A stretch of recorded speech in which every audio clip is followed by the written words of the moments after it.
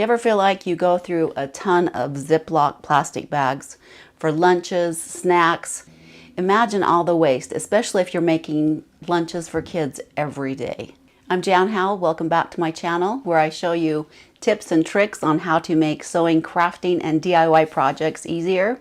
In today's tutorial, I'm going to show you how to get rid of some of that waste by making your own washable, reusable snack bags.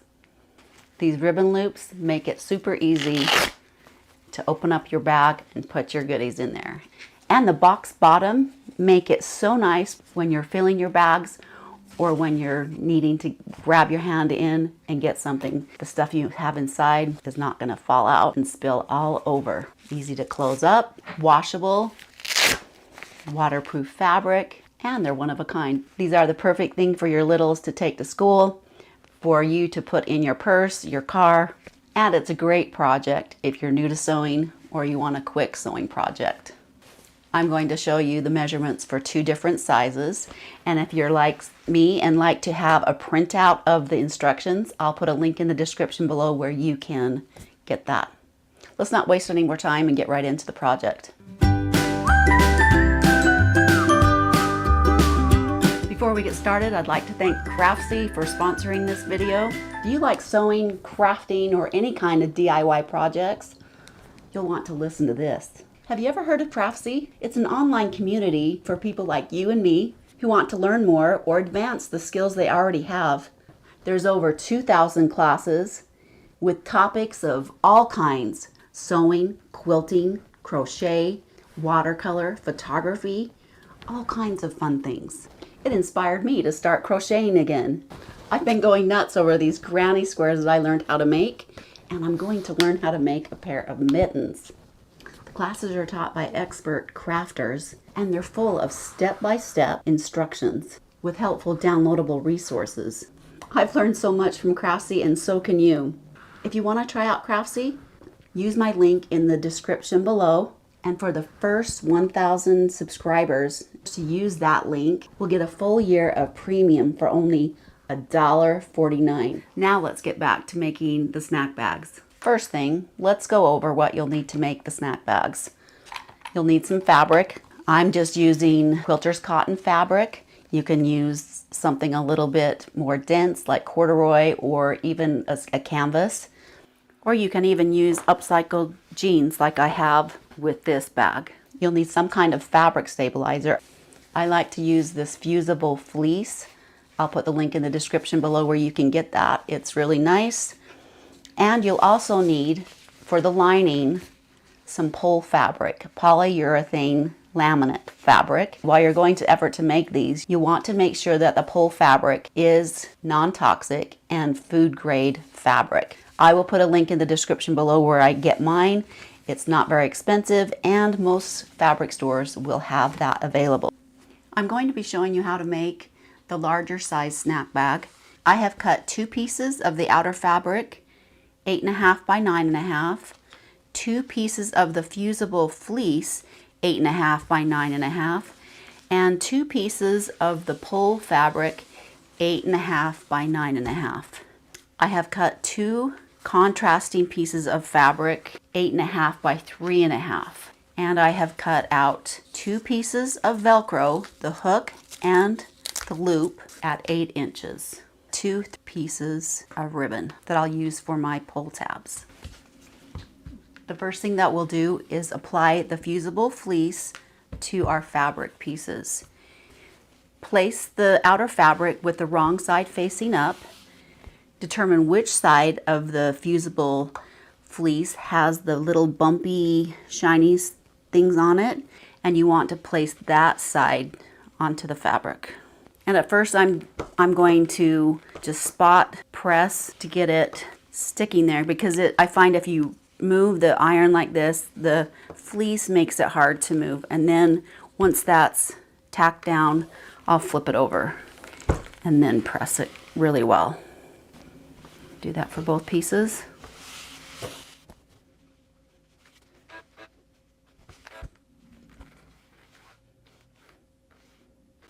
Take your contrasting strips, fold them wrong sides together, and press those in half. making sure the raw edges are lined up.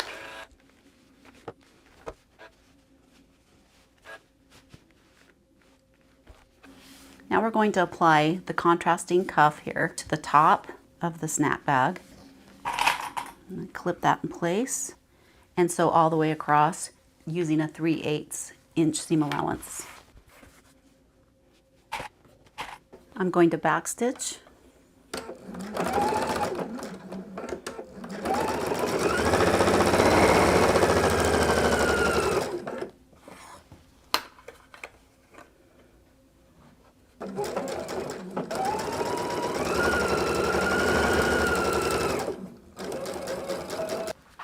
Next, we're going to apply the Velcro to the right side of the pull fabric.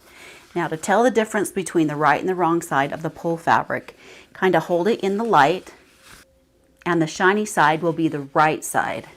So I'll place that up. I'm going to take a ruler and mark down 1 inch from the top and mark. I'm just going to use a sharp pencil. You don't want to make those lines too dark. Separate those strips. Place the right side of the Velcro facing up. You'll be lining up that top edge.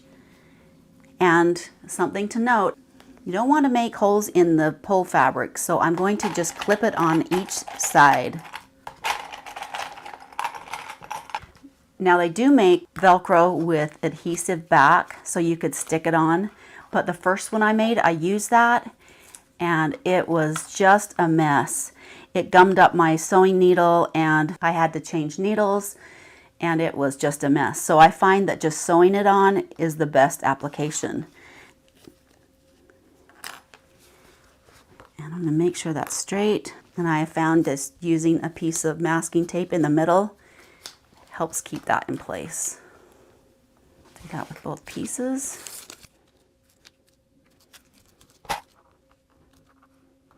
We'll take it to the sewing machine and just sew right on the inside of that Velcro all the way around. I am going to hold my top thread a few stitches so I don't have any looping of the thread on top of the Velcro.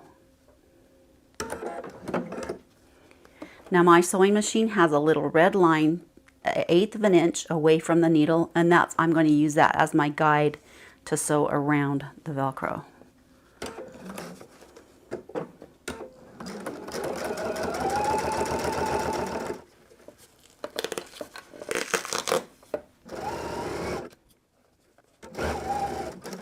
Leave your needle down, lift up the presser foot, pivot it.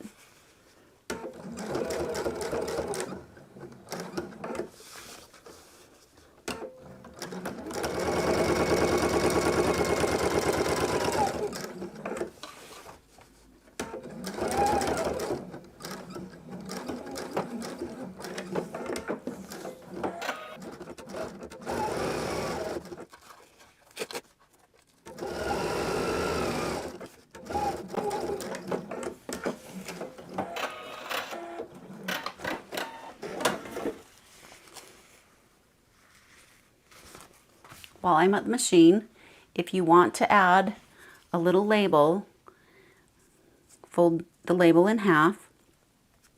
And I do have a tutorial showing you how to make your own labels, which is really easy to do. Take the raw edges and decide where you want that label to be on your bag. And I'm going to tack it in place just 1/8 of an inch away from the edge. I guess I forgot to push record when I cut out my little squares at the bottom. That is what is going to make the bottom, that flat bottom, so that you can sit your snack bag and easily reach in. You can make these bottom pleats as big as you want. This one's about the size that I like, or you can make them really big like this taller bag has. I prefer probably this size, and I'm going to trace 1 inch squares. So pretend like I have my little piece of fabric there. Take your ruler like this, line up that 1 inch mark there, 1 inch mark there, and just simply trace those squares. and then cut them out. You'll do that for both the outer pieces and the lining pieces. The next thing that you'll do is take the pull fabric, place it right side facing down on top of the outer fabric, line up the top edge again, and clip it in place.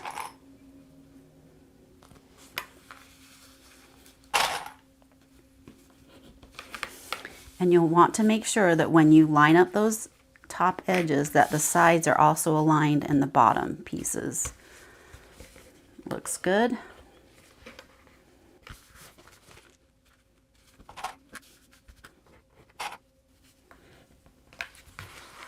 Take it to the sewing machine and sew along that top edge.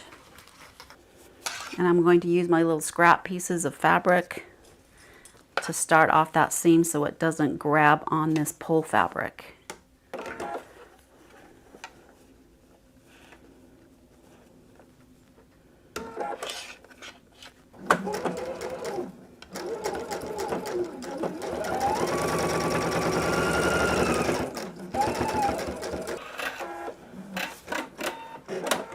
I can just cut that off.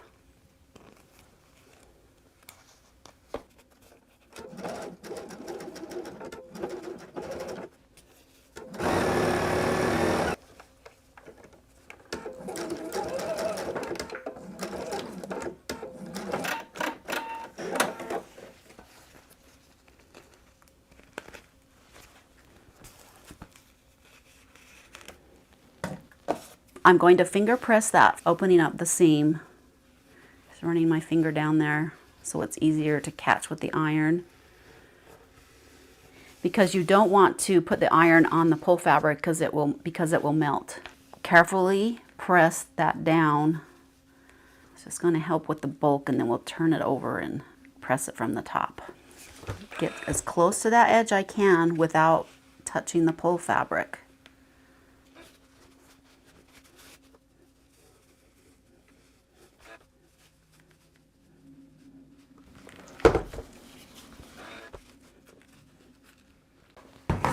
Okay, I'm going to show you another tip that makes this less frustrating.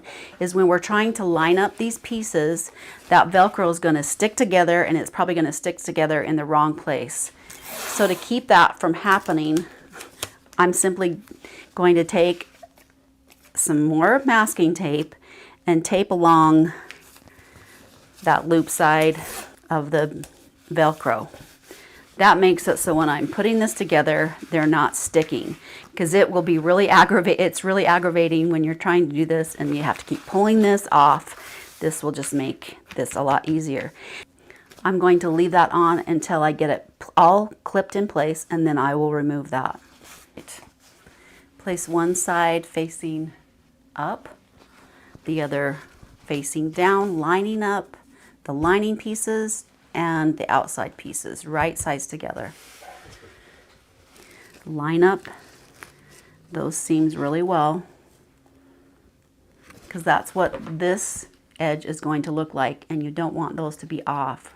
And you also want to make sure that that little cuff, those cuff edges are even, which they are. And clip those in place. Do the other side, and then we'll remove that tape.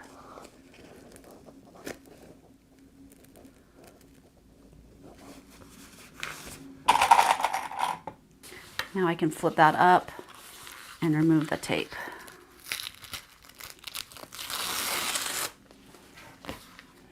We can flip that down, and that is going to stick together. So we'll clip the sides, the bottom.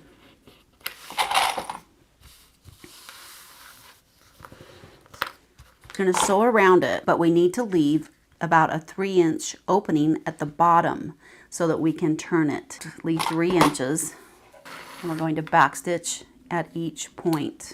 So I'll start at the bottom of the lining at that edge where I'm going to leave it open, using the outside of my presser foot, which is a 3/8 inch seam allowance. Backstitch,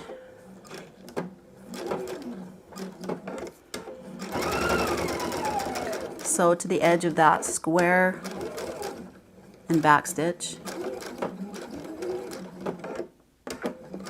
And see how that kind of gathered that at the end? That's where my little fabric pieces will come in handy. I won't need to use these on the outer fabric because it's more stiff, but this fabric can kind of get sucked down into the feed dogs, which you don't want.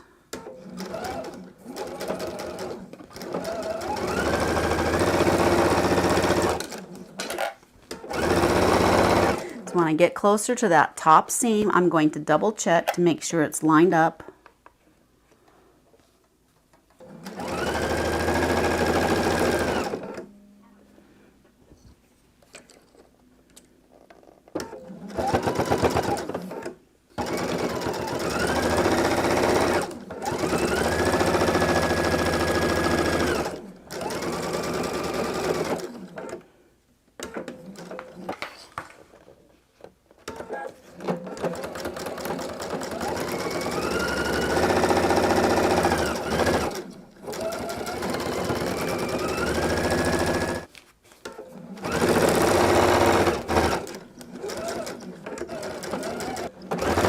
Now this obviously isn't necessary, but it really does help, and I'll show you in just a second. Now remember, I'm going to stop here.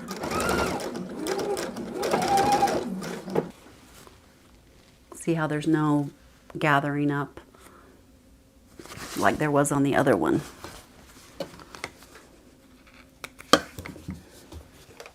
Now this is how you make that bottom flat surface. Take your fingers and finger press that seam allowance open a bit on the end. Bring those seams together. Just kind of adjust your fabric. I'm going to line up that seam, open up the seam allowance. We'll sew one end to the other.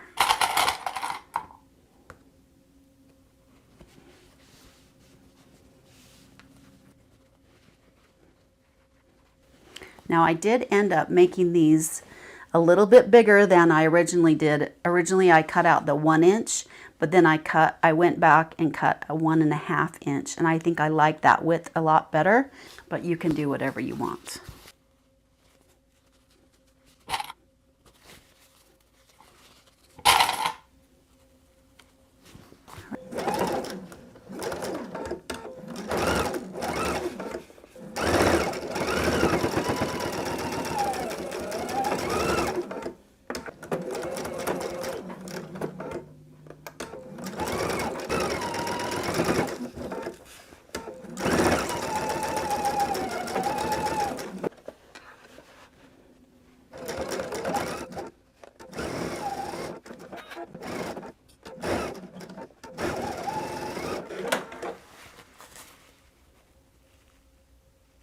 Now we're going to turn it right side facing out through that little hole that we left in the bottom of the lining.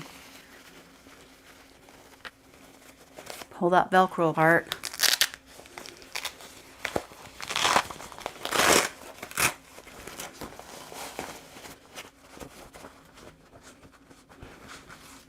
Take a turning stick, poke out those corners.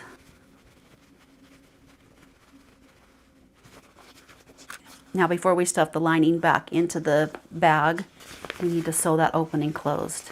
I like to stick my fingers just inside, pull it apart slightly, and that will naturally have that fold there. Clip it in place.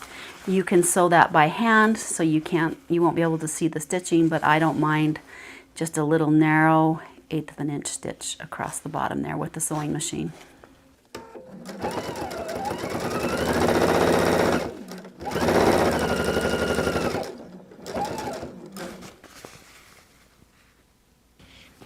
Now we can stuff the lining down inside the bag.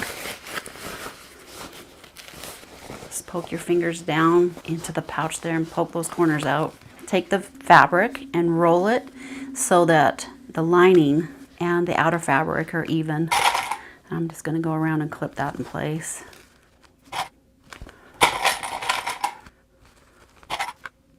And then we're going to do a little top stitching along that cuff there. Now to apply the ribbon tabs, I'm going to fold this in half and find the center point.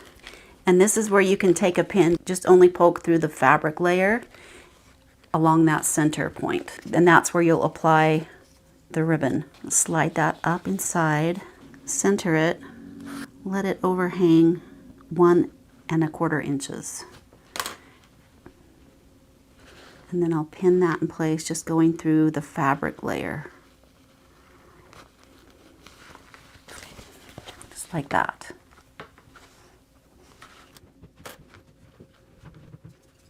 Let's take it to the sewing machine and do the top stitching. Now if your sewing machine has a removable arm piece so that you can sew, you can just put that in. If it doesn't, you'll need to flip this inside out and then top stitch like this. I'm going to start at the edge, start at one of these seams. And I'm going to do just the edge of my presser foot. And I am going to change the stitch length to a 3 instead of a 2 1/2. Hold that top thread a few stitches.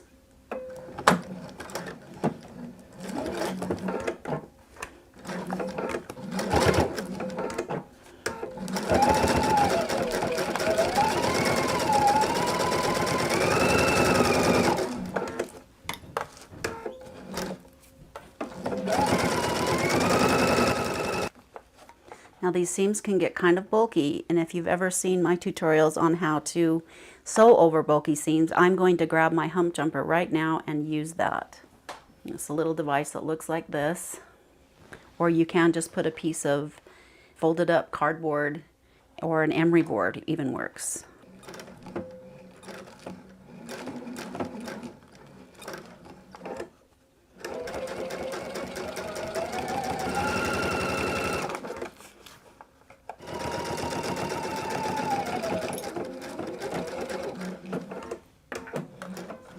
I'm going to top stitch multiple times around using my presser foot as the gauge.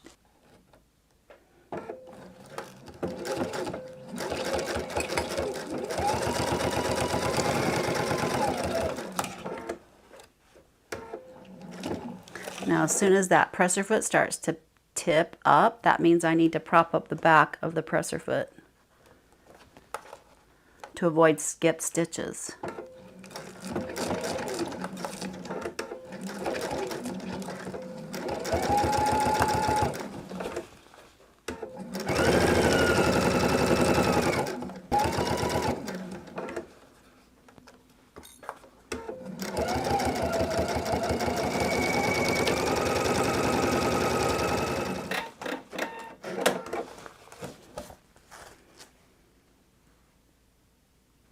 Turned out pretty cute, don't you think? Stands on its own, little ribbon things to pull it open so you can stuff your goodies in there. Pretty simple, waterproof, washable, reusable, most important. You can make this size, you can make up a smaller size, all different colors, so many options. Thanks so much for watching. I hope you enjoyed learning how to make your own snack bags. If you want to find some of my other patterns and DIY projects, check out my website, youmakeitsimple.com. Subscribe to the channel if you haven't already. You don't want to miss out on anything. Click on the bell so you can be notified when I do put new things up. Leave a comment in the comment section below if you have a question about products, if you have a question of how to go about making these bags, and I'll get back to you as soon as possible. If you like my content, give it a thumbs up. And if you know someone who might enjoy this project, share it with them. Have fun sewing, have fun making snack bags, and we'll see you in the next tutorial.